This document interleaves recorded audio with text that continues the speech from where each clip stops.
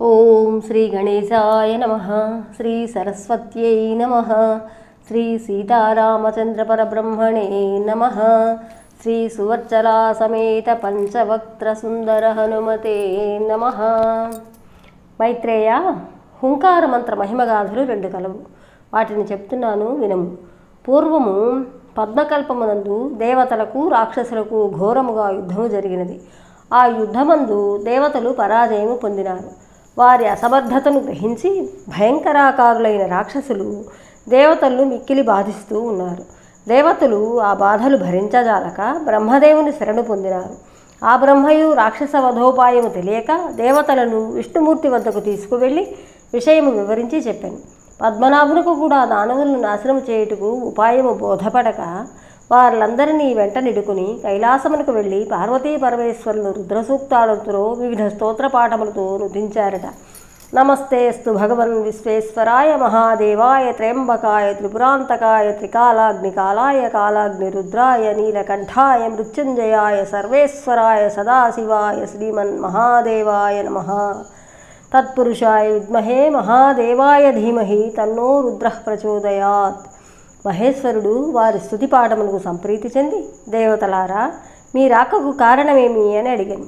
విష్ణుమూర్తి శంకరునితో, మహాదేవా, రాక్షసులు పెచ్చు పెరిగి దేవతలను హింసిస్తున్నారు. వారి వల్ల లోకములన్నీ చికాకు పడుతున్నవి.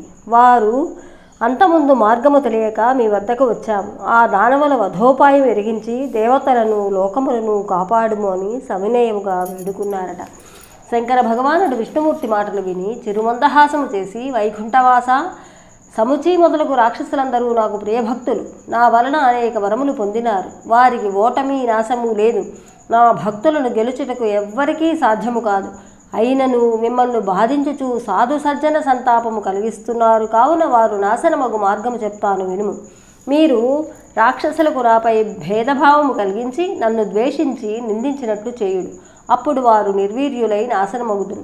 దానికి ఒక మార్గం ఉన్నది. పూర్వము నేను శ్రీరామచంద్రమూర్తికి సహాయము చేయుటకు హనుమంతుడని పేరుతో వానరాకారము ధరించితిని. మిక్కిరి పరాక్రమముతో దృఢవ్రతుడనై కామరూప సత్య సంధత్యాదులతో ప్రసిద్ధిగాంచితిని. శ్రీ మహావిష్ణువు అనేక రామావతారములు ఎత్తినప్పుడు నేను హనుమద్రూపముతో భగవానునకు మహోపకారములు చేసి ఆయనకు సేవ చేసితిని. ఇంకా నువ్వు ఎన్నయో రామావతారములున్నవి. రాబోవు ఆ రామావతారములలో కూడా నేనే ఆ హనుమద్రూపముతో ఉపకారము చేయుదును.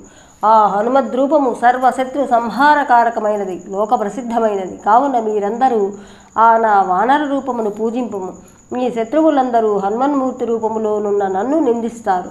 దైవనింద వల్ల వారు నిర్వీర్యులవుతారు. నన్ను నిందించిన వారిపై నేను ఆగ్రహించి ఆ హనుమద్రూపముతో హుంకారము చేయుదును. నా హుంకారము విని వారు నిద్రించే సర్పముల వలె నేలపై పడిపోతారు. ఆ అదను చూసుకొని మీరందరూ మీ ఆయుధములతో వారిని సంహారము చేయుము. ఈ విధముగా వారందరూ నాశనమవుతారు. మీకు తప్పక విజయము కలుగుతుంది అని శంకరుడు చెప్పగా వారందరూ దేవదేవుడగు పరమేశ్వరునికి ప్రణామములు అర్పించి హనుమంతుని సేవించుటకై ఆయన నివాస స్థానముకు గంధమాదన పర్వతము పైకి వెళ్ళారు. ఆ పర్వతము మీద 33 కోట్ల రుద్రగణములు, మహాబలాపరాక్రమశాలురైన నల నీల పనస గవయ గవాక్ష జాంబవతాది వానర వృక్షవీరులు నివసించి ఉన్నారు. బ్రహ్మాది దేవతలు ఆ వనములో ప్రవేశించి హనుమత్సేవకులను చూచి సంతోషపడుతూ హనుమస్వామి నివసించు పర్వతగుహద్వారము వద్దకు వెళ్ళారు. ఆ ద్వారము వద్ద రక్షకుడుగా వాలిపుత్రుడుగా అంగదుడు ఉన్నాడు. అతడు దేవతలను చూచి నమస్కరించి లోనికి వెళ్ళి వివిధ రక్షకగణ పరివృతుడై ఉన్న ఆంజనేయమూర్తికి బ్రహ్మాదుల ఆగమన వార్త వినిపించను. ఆ హనుమత్ప్రభువు ఆ వార్త వినగానే దేవతలకు ఎదురుగు వచ్చి అర్ఘ్యపాద్యాదులిచ్చి పూజించి సముచిత సత్కారములు చేసి వారిని సుఖాసీనులను చేసెను. దేవతలందరూ ఆసనములపై అధిష్ఠించి ఉన్నారు. ఆంజనేయమూర్తి దివ్యదేహులకు దేవతలను వీక్షించి, ఓ మహానుభావులారా, మీరందరూ నన్ను చూడవచ్చుట చేత నేను ధన్యుడనైతిని. మీ ఆగమనమున నా నివాస స్థానము పవిత్రమైనది అని సంతోషముగా పలికెను. దేవతలు శ్రీ హనుమంతుని భక్తితో పూజ చేసి దోసిలొగ్గి, దేవా, నీవు సాక్షాత్తు మహేశ్వరుడు. నీ మాయ చేతనే ఈ సృష్టి స్థితి సంహార క్రియలు జరుగుతూ ఉన్నవి. దుష్ట శిక్షణ శిష్ట రక్షణ చేయుటకు నీవు ఈ రూపము ధరించినావు. సముచి మొదలగు దుష్ట రాక్షసులు మమ్మల్ని మిక్కిలి బాధిస్తూ ఉన్నారు. వారు పెట్టు బాధలు భరింపలేకుంటిమి. నీవు సత్వరమే ఆ దుష్ట రాక్షసులను సంహరించి మమ్ము కాపాడుము అని వేడుకున్నారు. హనుమస్వామి వారి ప్రార్థనలు అంగీకరించి దుష్టరాక్షస సంహారము చేయుటకు వారి వెంట వెళ్ళెను. దేవతలు హనుమంతుని అతను చూసుకొని దానవులతో యుద్ధమునకు తలపడ్డారు. ఇరు పార్శ్వముల వారికి భయంకరముగా సమరము జరుగుతూ ఉన్నది. రాక్షస వీరులు అనేక శస్త్రాస్త్రములను దేవతలపై ప్రయోగించి నొప్పిస్తూ ఉన్నారు. ఆ అస్త్రముల ధాటికి తాళలేక దేవతలు డస్సిపోయినారు.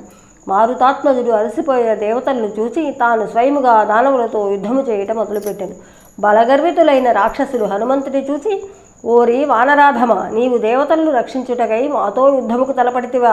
దేవతలు గొప్ప తెలివైన వారు, నిన్ను హతమార్చుటకై మా ముందు నిలబెట్టినారు. ఇది సత్యము. నీకు ప్రాణముపై ఆశ ఉంటే సత్వరమే తొలగిపోము, లేకపోతే నాశనమగుదువు అని గర్వోక్తులాడిరి. ఆంజనేయమూర్తి వారి మాటలు లెక్కించక రణమొనరిస్తూ రక్కసులను నొప్పిస్తూ ఉండెను. రాక్షసులు ఉద్రిక్తులై, ఓరి కోతి, మా మాటలు లెక్కించక యుద్ధమునకు తలపడితివి. నీకు అంతిమకాలం ఆసన్నమైనది. నీతో యుద్ధము చేయుటకు మాకు సిగ్గుగా ఉన్నది. అనేక శస్త్రాస్త్ర విద్యలు నేర్చినది మేము కోతితో రణము చేయుటకు కాదు. మాకిష్టము లేకపోయినా నీతో సమరము చేయక తప్పలేదు అని ప్రగల్భములు పలుకుచు పదులైన బాణములు, రకరకములైన ఘోరమైన ఆయుధములు హనుమస్వామిపై విసురుతూ ఉన్నారు.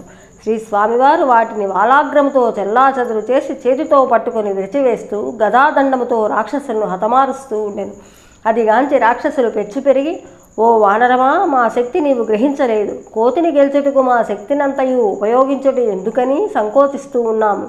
ఇప్పటికైనా మా పలుకులు విశ్వసించము, లేకపోతే నిన్ను అంతమొందించదము. అడవులలోకి వెళ్ళి చెట్లపైకి ఎగిరి రుచికరమైన పండు తింటూ సుఖముగా బ్రతుకుము. నీకు బ్రతుకు కావలనన్న శీఘ్రముగా పారిపోమ్ము అంటూ రాక్షసులు అసభ్యత గల పదజాలముతో దుర్భాషలాడుతూ హనుమంతుని నిందిస్తూ ఉన్నారు. ఆ నిందా వాక్యము వలన, అవహేళన వలన, ఆ దుర్భాషల వలన హనుమంతుడు తీవ్ర కోపమునకు గురి అయి ఆ కోపాగ్ని వలన గ్రీష్మకాలమందు కొలలులోని నీరు ఇంకిపోయినట్లు రాక్షస వీరుల శక్తి సామర్థ్యములన్నీ నశించినవి. దుష్టశిక్షకుడగు హనుమంతుడు దానవులు నిర్వీర్యులైనట్లు గ్రహించి కిలకిలారావము చేసి అట్టహాసము చేసి హుంకారము చేసెను. ఆ అట్టహాసము భయంకరమైన లోకములకు రోమహర్షము కలిగించినది. అప్పుడు ఆ హనుమంతుని స్వరూపము కల్పాంతకాలములో మహాకాలుని చేతిలోని అగ్నివలే, దక్షయజ్ఞ ధ్వంసకుడైన వీరభద్రుని వలె, హిరణ్యకశిపు సంహారకుడగు వీర నృసింహుని వలె, రావణ సంహార కాలమందు వీరాకృతి దాల్చిన రామ బాణము వలె ఉన్నది. ఆ రూపము చూచి అట్టహాసమును విని ఎదురుగా ఉన్న దేవతలే కాక లోకములన్నయూ భయముతో కంపించిపోయినవి. 3 శిరస్సులు, 6 నేత్రములు, వజ్రాయుధ సమానములైన కోరలతో ఉన్న కరాళ వదనములు, 32 భుజములు, వాడి కత్తుల వంటి పదులైన రోమములతో నిండిన శరీరము కలిగి మింగుటకు సిద్ధముగా నోరు తెరుచుకొని మీద పడుతున్నట్లు మహాభయంకరముగా ఉన్నది ఆ హనుమంతుని రూపము. రాక్షసులు ఆ రూపము చూచి భయమున కంపించిపోయినారు. కొందరు దానవులు హనుమన్ నేత్రాగ్ని జ్వాలలో పడి దగ్ధమైనారు. కొందరు మొదలు విరిగిన తాళవృక్షముల వలె నేలపై పడిపోయినారు. మరికొందరు త్రికూటాచలమునకు పారిపోయినారు. మిగిలిన రాక్షసులు నిర్వీర్యులైనందువలన వారనందరూ దేవతలు శస్త్రాస్త్రములతో సులభముగా జయించినారు. రాక్షసులందరూ రక్షించు దిక్కులేక సర్వనాశనమైపోయినారు.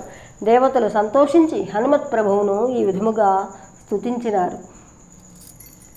శ్రీమన్మహోదార చారిత్ర సావర్ణ దేదీప్యమాన ప్రభాపూర్ణ గాత్ర కృపాపూర్ణ నేత్ర జగద్వంద్య కౌండిన్య గోత్ర జగత్ప్రాణపుత్ర పవిత్రాంజనా నిత్య సంతోషపాత్ర భక్త రక్షైక దక్ష సురాధ్యక్ష దుర్భావమత్తేభ హర్యక్ష శ్రీమత్కృపాపూర పింగాక్ష శ్రీదానసౌ సర్వవృక్ష సదా సాధుపక్ష సదా దుష్టశిక్ష కరాగ్రాప్తమోక్ష ముఖస్థాన వృక్ష నికృత్తారికక్ష శ్రితాభీష్టదానైకదక్ష కపీంద్ర హారీ రామదూత సదా సాధుగేయ అమేయ ప్రభావాంజనేయ నమస్తే నమస్తే నమః. ఓ మహాదేవా, హర హనుమత్ ప్రభు, నీవు హుంకార స్వరూపుడవు. నిన్ను ఉపాసించు భక్తులకు మేలు చేయువాడవు. స్వామి, మీ మహామహిమలు బలపరాక్రమలు వర్ణించుటకు మేమెంతటి వారము అని అనేక రీతులుగా కొనియాడి హుంకార స్వరూపుడగు 32 ఆంజనేయునిపై పూలవాన కురిపించినారు. గంధమాల్యాదులతో అలంకారము చేసినారు. దేవతల స్తోత్రపాఠమునకు శ్రీ హనుమస్వామి సంప్రీతి చెంది భయంకర రూపమును ఉపసంహరించుకొని శాంతమూర్తుడైనాడు. దేవతలు మరలా హనుమంతుని ప్రార్థించినారు. దేవా, మీ వలన రాక్షసులు నశించిపోయినారు. కానీ యుద్ధరంగము నుండి కొందరు రాక్షసులు తప్పించుకొని పోయి పాతాళ లోకములో సముద్ర గర్భంలో దాగి ఉన్నారు. వారు అప్పుడప్పుడు బయటకు వచ్చి మమ్ము బాధిస్తూ ఉంటారు. ఆ రాక్షసులు కూడా అంతమొందించి మమ్ము రక్షించుము అని ప్రార్థించినారు. శ్రీ హనుమస్వామి వారితో, దేవతలారా, మీరు ఎల్లప్పుడూ నా యందు భక్తితో హుంకార హనుమన్ మంత్రమును జపిస్తూ ఉండుము. మీకు శత్రువుల వలన భయం ఉండదు. ఆ మంత్ర ప్రభావము వలన శత్రువులందరూ నశించిపోవుదురు. మీకు ఎవరి వలన ఎట్టి ఆపదలు సంభవించవు. మీ కష్టములన్నీ నివారింపబడును. సుఖ సంతోషములతో మనగలరు. పంచభూతములు సూర్యచంద్రులు ఉన్నంత వరకు నేను శాశ్వతుడును అని సెలవిచ్చి అదృశ్యుడయ్యను. అప్పటి నుండి హుంకార హనుమన్ మంత్రము లోకములో వెల్లడి అయినది. ఇక రత్నాకరుని కథ, రెండవ కథ. ఈ కథను గురించి రేపు తెలుసుకుందాం. జై శ్రీరామ్.